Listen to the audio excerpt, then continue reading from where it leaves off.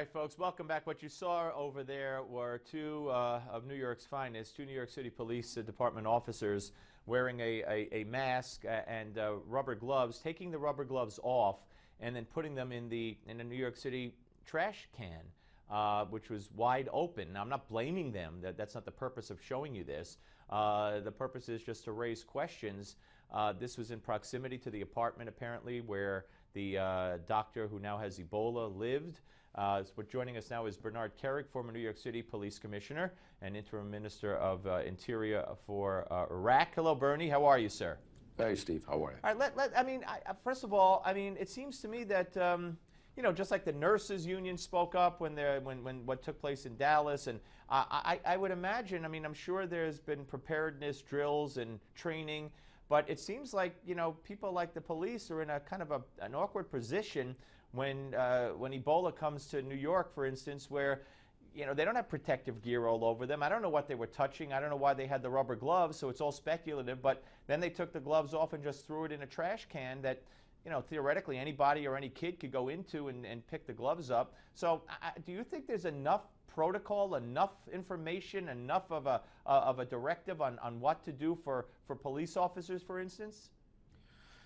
Well, I know the Office of Emergency Management is going to be working in conjunction with the Health Department to, advise the various agencies. The problem here is usually in any kind of emergency health call, you're going to have the EMS workers respond, you're going to have the police department respond. They basically go together. I think it's going to take a lot to get the police department up to speed as far as the protocols for restricting their mobility, their contact, things like that with anybody that may have come in contact with Ebola. So, and I don't know, at this point, I don't know what training they've had.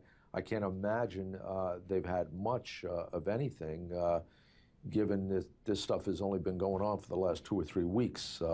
You got 40,000 uniformed officers in the NYPD. So, and I don't know the scenario in this case where those cops came from. Right, we don't know. What they had contact with, who knows? Most New York City cops, on their own, they carry rubber gloves, they carry a face mask, they carry other things on them, on their uniform, so that in the event they come in contact with someone with a contagious disease, they can sort of protect themselves.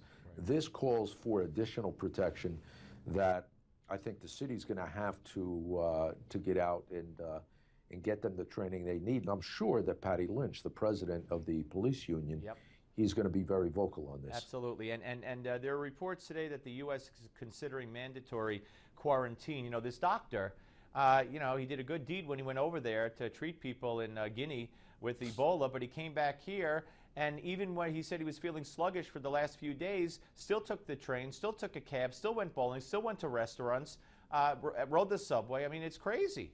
Well, I have to tell you, Steve, I'm fully... I've encouraged the quarantine. Look, it's a 21-day quarantine. It puts everybody in a safer position. It gives them, it just creates a whole avenue of safety, from this thing spreading. And I don't see any problem with doing it. I think it should be done. Hopefully, the government, the CDC, and the White House will push it and get it done, and I think everybody will be a lot better off as a result. All right, when we come back, Bernie, we're going to talk about and go back to concentrating on the NYPD and the hatchet attack that took place yesterday in Queens. We had all kinds of reports speculating from the Facebook postings, et cetera, that this was jihadist related, and now they're backing away from that. So be interesting to hear what you have to say about it. We're talking to Bernard Kerik, former New York City Police Commissioner and former Interim Minister of the Interior for Iraq.